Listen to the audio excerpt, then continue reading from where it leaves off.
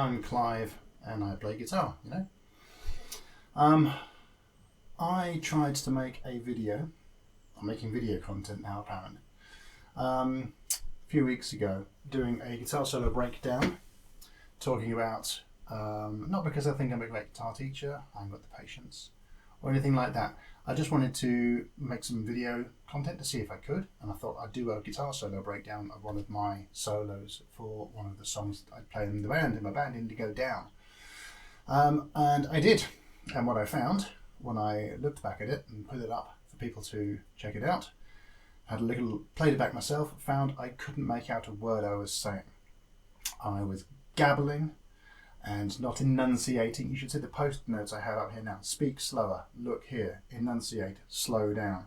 This is all so I can actually try and have another go at doing the same video, but maybe this time you'll be able to hear the words I'm saying, because I'm actually saying them clearly. It feels so weird to speak this slow, but I'm going to do it for you. So what was the point of this video in the first place? Well, I wanted to, like I say, just to make some video content to see if I could. And I wanted to show off my snazzy new guitar. But on that note, I decided to do a special video, or possibly a blog post, just on this guitar, because there's so much to say about it. And also, one of the viewers, I have viewers now, one of the viewers of the previous video said that this fretboard is a bit busy and a bit hard to follow where I am on the neck. And I kind of get that. It's a copy of the Ibanez Tree of Life inlay from the 1988, I think that's right, Floral Gem. A fun fact on the Floral Gem, it was a floral pattern on the body, and what that was a thin piece of fabric under clear coat. Fabric was based on Steve Vai's mum's curtains. There you go. Anyway, another thing about this guitar coming up sometime somewhere else. But for now, because that video featured this guitar, and this guitar is a bit busy to follow, we're going to change guitars for one which is easier to see where I am. Okay? Much better. Silly me, this is the one we need. No fret markers at all. How's about that then? We're going to go with this one instead. This one here has disappearing pyramids instead of dots, but they are at least on the normal places. I don't have any 6-string guitars with 24 frets and dot inlays. And there's one bit in the solo where I do a bend here and I tap on the 24th fret. So I've got one with 22 frets, more Washburn N2, but we're going to go with this for today, the old Ibanez LNG. And yeah, that's what we're going to use. So we have a sound. I'm not a professional YouTuber, by the way, but I've got 2 cameras. But what you'll be able to hear is the string noise over the amp noise, probably. Anyway, hopefully that shouldn't matter. Sound-wise, I'm going to add the guitar into the Audio Box USB interface, straight out of there into the Mac, and the Mac is running Logic Pro. And for the purposes of this, we're using the Soldano SLO plugin from Neural DSP. I couldn't even tell you what it's currently set to, what preset it's on or anything. Seems to be on default. There we go.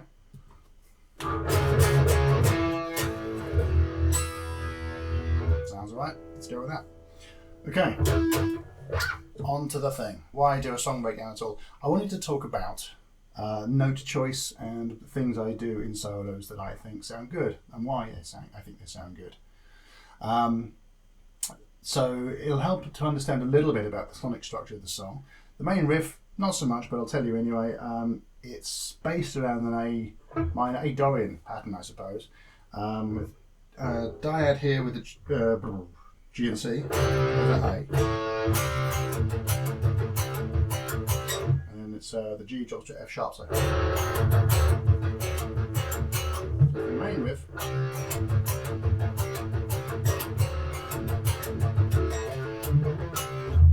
The verse riff, that's the chorus riff. So the verse riff is a similar thing in E Dorian, just drops it down the string, and then there's a little slightly more complex thing where it goes.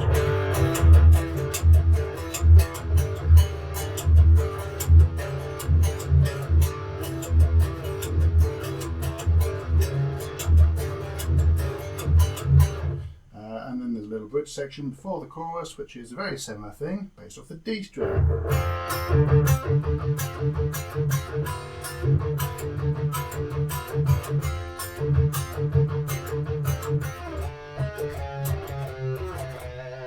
So in all cases, there's a dyady thing which plays effectively minor third and a dominant seventh over the drone root that you're chugging on, and drops a seventh to the major sixth. But it gives you that tension because you're playing a flat 5 interval. And then in E you've got a D. Anyway. So that's what the song's built out of. And it's fine in most songs, and when able to do the solo over whatever you want, guitar solo over whatever works. On this song we decided to have a complete key change into C sharp minor. And for this I used my old friend and yours, the rock square. There's no predetermined format for the rock square, but if you're chugging along on power chords and it's one chord per bar or per 2 bars, this is at 175 BPM, so it's probably a chord every 2 bars. It's probably a rock square. This one goes C sharp power chord to A power chord to E power chord to B power chord. And it sounds like this.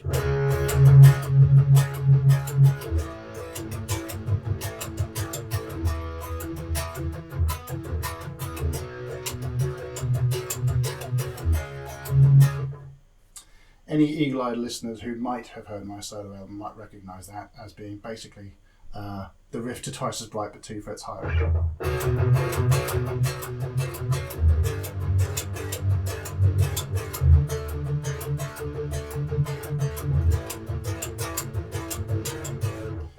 Recycle your riff, ladies and gents. You listen to the C sharp, and it's coming out of a bit. The bit before it is an A minor thing that has a stops in it. It's based off the original riff. Loads of gaps. 3, 4, 2, 3, 4, 2, 3, 4, 2, 3. Faster.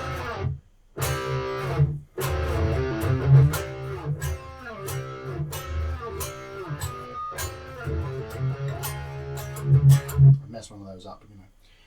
You get the point. It goes into C sharp from that very A minor bit. So key change into this, as discussed. So what do I play in the solo? Well, the first thing is a C sharp chord, and to really underline that, I just straight for a C sharp note. Why not? 9th position, bend up from the B. Little run down the pentatonic. I'm not doing a proper guitar tuition for this. If you want to work it out, send me an email. I'll tab it for you or something like that. But this is just more about why I chose certain notes, particularly at the beginnings of bars. Okay.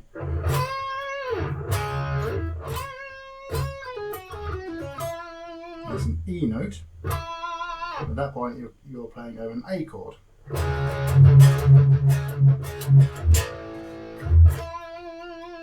E is the 5th of A. Chord tones, right?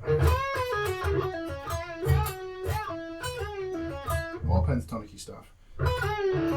B. As you go on to the E chord. It's right there.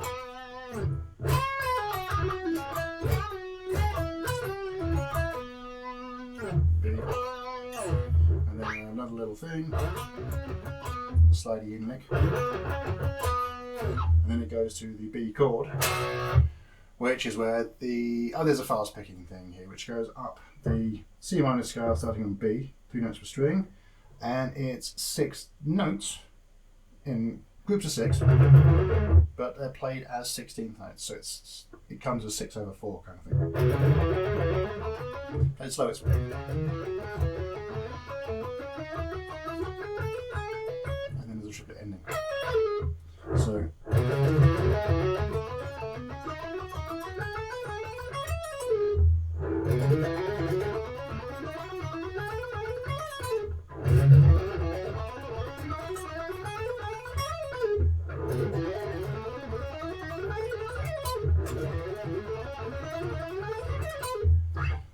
I get it about half the time, to be honest. If you happen to go and listen to the track on our EP, you'll find that I didn't actually play all of that because I couldn't get it in time in the studio. Bit of red light fever. So we actually go something along the lines of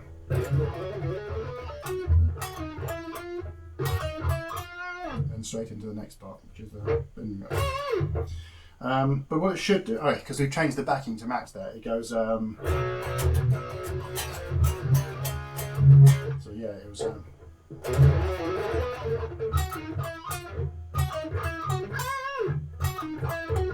Instead of doing that bit. Anyway. The idea behind that is just to give it a fast, just to play a fast one. It doesn't matter what it is. But then the next chord is C sharp. Again, it's rounding to C sharp. So another one. Tapping. Well bent. So C sharp. And you're tapping where the E would be. You bend more or less to an F sharp, not quite, because it's not quite F sharp.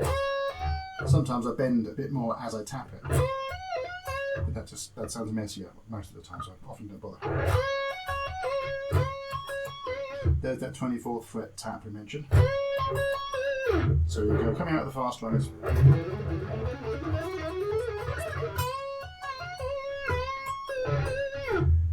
That's over the C sharp chord, and then we go to the A chord, and then there's another tapping part with a little lead-in lick with top 3 notes of that pattern, C sharp, D sharp, E, and then the tapping section comes over with the right hand for the taps. The tapping pattern is in, I suppose they're sextuplets, sex trumpets if you like, and it's 17th fret, 16th fret, 19th fret, 17th again. The pattern is, so you're already here, there, you go tap, pull off, tap, pull off all the way.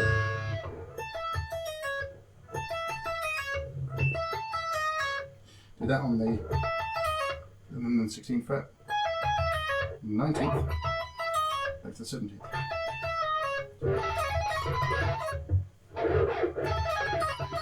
It's a lot of notes in a tiny small space. Quite a cool sounding trick, I think. My muting is awful, by the way. Probably noticed.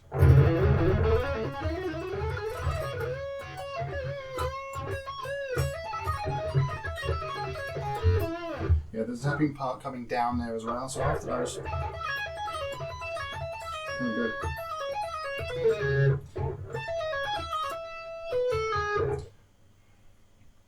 It's going to be. It's basically just down the still 16th note there. That little section there after the sex trumpets, the sextuplets, is tap 17, pull off, tap 16, pull off, down and then you tap 17 on the B string and pull off to those ones, 10, 12, 9. So 17, 12, 11, 9, 16, 12, 11, 9, 17 on the B string, 10, 11, 9. I'm not sure what my brain was up to there. What I should have said was tap 17 on the B string, pull off to 12th fret, then 10th, then 9th, because this is a C sharp minor scale. You don't play the 11th fret on the B string in that scale. Thanks. And then you hit the A note and the E note. Guess what chord we just arrived on? E. At this point you go over. And then there's a little lick that bends the C sharp to the D. No, it doesn't. It bends the D sharp to the E. That's the point. So let's play that from the fast one up to that point. Slow down a little.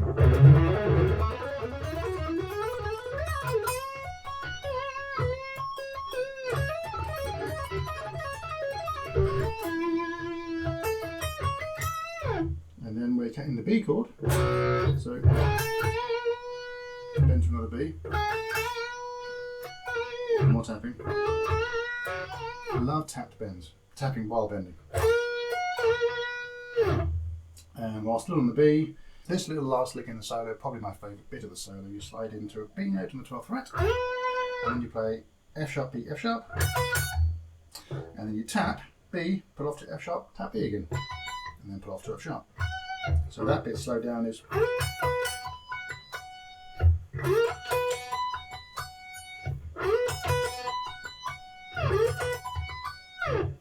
So coming out of that faster on the whole end part.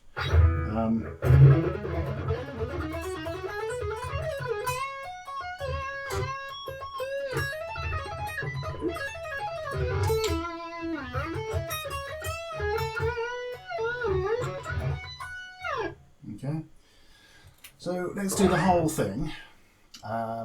Slowish, I suppose. Might even have to go at it at full speed, why not?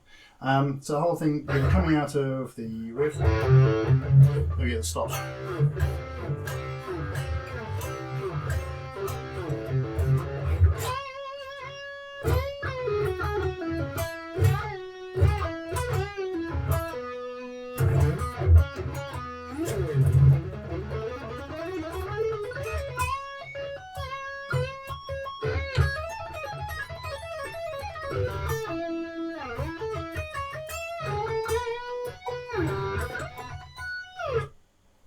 Bit sloppy, but you get the idea. So yeah, what's the point of doing all this? Well, it's those chord tones. The first one's a C sharp, I'm hitting a C sharp at the beginning, and it's the first one in the solo, and the first one of the chord pattern. So on both times it goes around the C sharp, I start on a C sharp. Then you've got the A, I'm either hitting an E or the second time round, can't remember. But it's hitting an E, landing on that. B chord, landing on the E. In the B chord, also playing E's and B's. It's an idea I got from Paul Gilbert's Intense Rock 2 video. Something about chord tones. Talking about pentatonics, pentatonic scale is made up of chord tones, third, fifth, or notes that if you bend them, the fourth into the fifth, and then the seventh the root are all cool and sound great by definition. But you'll find that jazz players do this all the time as well, but they're much more cognizant of what chords they're playing over at all times. I can't think that fast. So yeah, I write these solos quite in a slowed down manner, sometimes with pen and paper, sometimes with a tab, Guitar Pro or something. And yeah, does that sound good? Does that sound good? Does that sound good? Oh, that sounds good. Can I play it? No. Simplify it a bit. Anyway, yeah, that's the Rocket to Earth solo from Indigo Down. I'm going to see if I can dig out the a backing track, because I've still got the demo. We did it in the studio, but I've still got the demo version somewhere.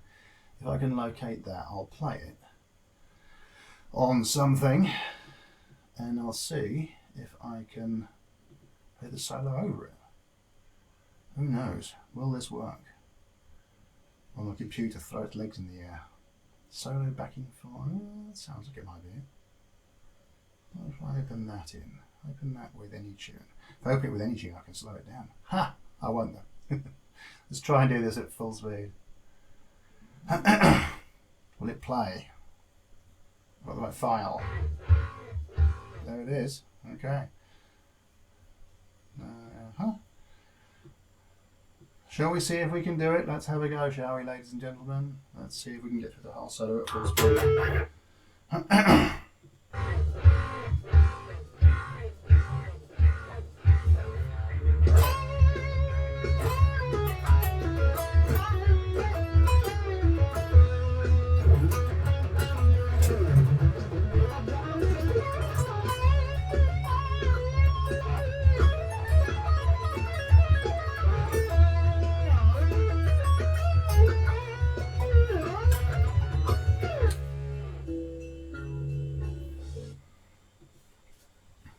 Well, that went all right. That's the Rocket to Earth solo, built mainly out of a bag of tricks and a few chord tones. If you like that, I'm going to maybe do more of these. I've got another light on now and I'm speaking slower. I'm probably still speaking too quickly, but I've got my little notes that are telling me to enunciate and slow down, so hopefully I haven't ruined this one by gabbling. If you want to see more of these, let me know, drop a comment. You can find me on Twitter, I'm at AxeMonkey.